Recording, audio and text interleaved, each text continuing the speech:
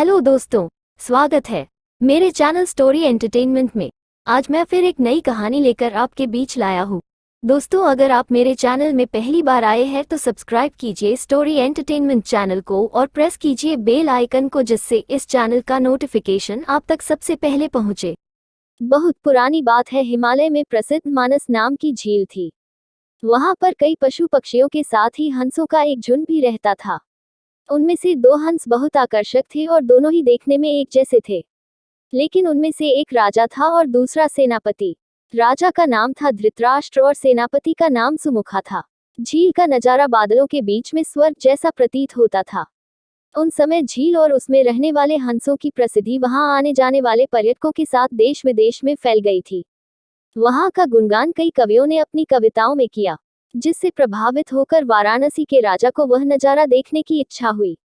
राजा ने अपने राज्य में बिल्कुल वैसी ही झील का निर्माण करवाया। वाराणसी का ये सरोवर भी स्वर्ग जैसा सुंदर था, लेकिन राजा के मन में अभी उन दो हंसों को देखने की इच्छा थी जो मानस सरोवर में रहते थे।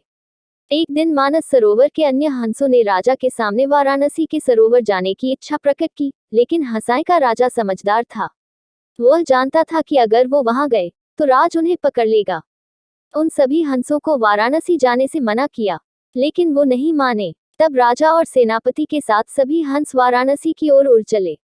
जैसे ही हंसों का झुंड उस झील में पहुंचा तो अन्य हंसों को छोड़कर प्रसिद्ध दो हंसों की शोभा देखते ही बनती थी।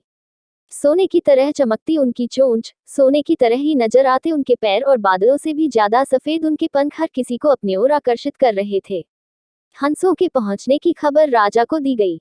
उसने हंसों को पकड़ने की युक्ति सोची और एक रात जब सब सो गए तो उन हंसों को पकड़ने के लिए जाल बिछाया गया। अगले दिन जब हंसों का राजा जागा और भ्रमण पर निकला तो वह जाल में फंस गया। उसने तुरंत ही तेज आवाज में अन्य सभी हंसों को वहां से उड़ने और अपनी जान बचाने का आदेश दिया। अन्य सभी हंस उड़ गए, लेकिन उनका सेनापति सुमुखा अपने स्वामी को फंसा देखकर उसे बचाने के लिए वहीं रुक गया। इस बीच हंस को पकड़ने के लिए सैनिक वहां आ गया। उसने देखा कि हंसों का राजा जाल में फंसा हुआ है और दूसरा राजा को बचाने के लिए वहां खड़ा हुआ है।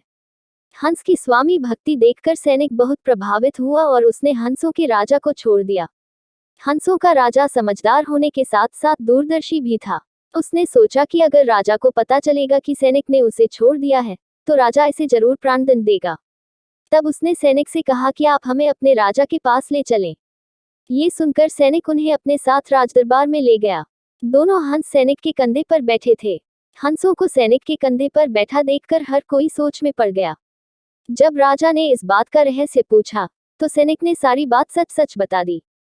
सैनिक की बात सुनकर राजा के साथ ही सारा दरबार उनके साहस और सेनापति की स्वामी भक्ति पर हैरान रह गया और सभी के मन में उनके लिए प्रेम जाग उठा। राजा ने सैनिक को माफ कर दिया और दोनों हंसों को आदर के साथ कुछ और दिन ठहरने का निवेदन किया। हंस ने राजा का निवेदन स्वीकार किया और कुछ दिन वहां रुककर वापस मानस झील चले गए। कहानी से सीख, किसी भी परिस्थिति में हमें अपनों का साथ नहीं छोड़ना चाहिए।